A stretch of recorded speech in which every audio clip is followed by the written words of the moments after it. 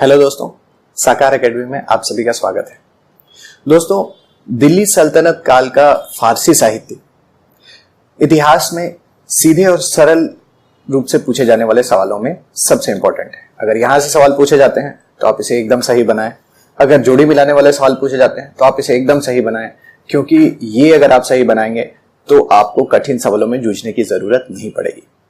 तो दोस्तों, आज का हमारा टॉपिक है दिल्ली सल्तनत काल का फारसी साहित्य। दिल्ली सल्तनत में तुर्की शासक स्थापित हुए थे और इन्होंने फारसी साहित्य को बढ़ावा दिया था और मध्यकाल के हमारी सारी बुक्स फारसी में लिखी गई हैं, सिर्फ एक पुस्तक को छोड़कर। फारसी साहित्य की हमारी शुरुआत होती है गुलाम वंश के समय में मिन्हाज-उस-सिराज की पुस्तक तबकाते नासिरी से।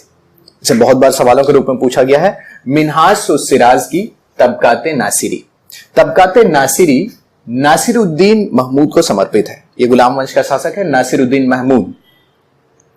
नासिरुद्दीन महमूद को समर्पित तबकाते नासिरी मिन्हाज-उस-सिराज के द्वारा लिखी गई थी। इसके बाद आते हैं अमीर खुसरो। अमीर खुसरो को सात सलातीन के नाम से जाना जाता है, क्योंकि 7 अलग अलग सुल्तानों के अधीन अमीर खुसरो ने अपनी सेवाएं दी थी।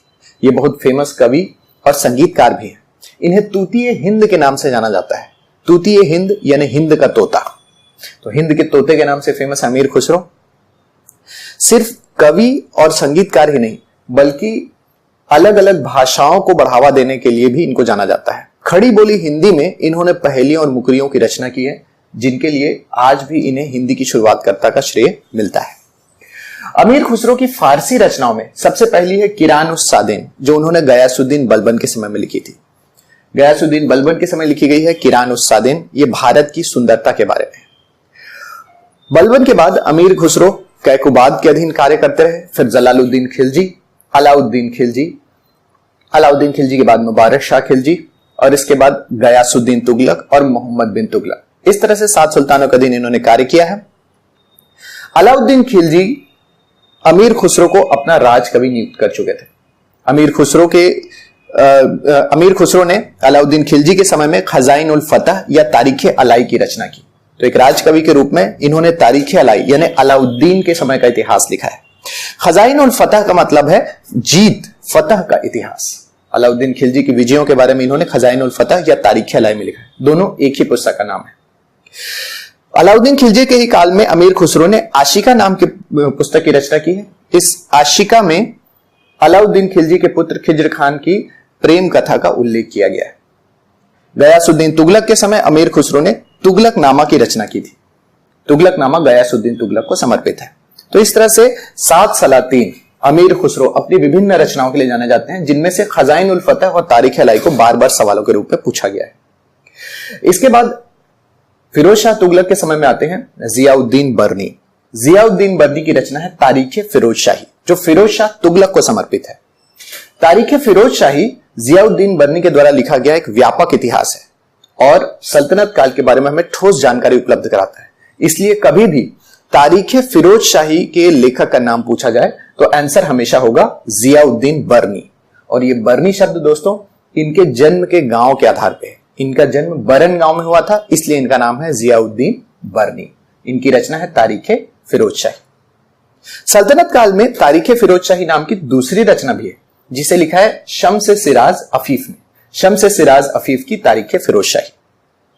दोनों रचनाओं का नाम एक समान होने के बावजूद अगर कभी भी आपको तारीख-ए-फिरोज शाही सवाल के रूप में आए तो सबसे पहला आंसर होगा जियाउद्दीन बर्नी। अगर ये ऑप्शन में नहीं है तब शम्स-ए-सिराज अफीफ तारीख-ए-फिरोज शाही के रचनाकार के रूप में माने जाएंगे। अफीफ इनका उपनाम है। फिरोज शाह तुगलक, जो कि तुगलक वंश के शासक थे, फिरोज शाह तुगलक ने स्वयं भी एक रचना की है। इनकी आत्मकथा कहलाती है फुतहात-ए-फिरोज शाही। फुतहात-ए-फिरोज शाही फिरोज शाह तुगलक की अपनी डायरी है। डायरी लिखने वाले शासकों में इतिहास के 3 शासकों ने डायरी लिखी है, जिसमें से फिरोज शाह तुगलक सबसे पहले है। तुगलक वंश का अंत हुआ 1398 में तैमूर के आक्रमण के साथ। तैमूर लंग ने दिल्ली पे हमला किया और यह समाप्त हो गया। अंत में सैयद वंश का शासन भारत में आया। सैयद वंश के शासन के दौरान याहिया बिन अहमद सरहिंद में रहने वाले व्यक्ति हैं याहिया बिन अहमद सरहिंदी। इन्होंने तारीख-ए-मुबारक शाही नाम का ग्रंथ लिखा। तारीख-ए-मुबारक शाही मुबारक शाह सैयद को समर्पित है, जो सैयद वंश का शासक था। सैयद वंश को हटाकर भारत में लोधी वंश आया और लोधी वंश के बाद मुगलों की स्थापना हुई। दोस्तों, इसी के साथ हमारा ये टॉपिक समाप्त होता है।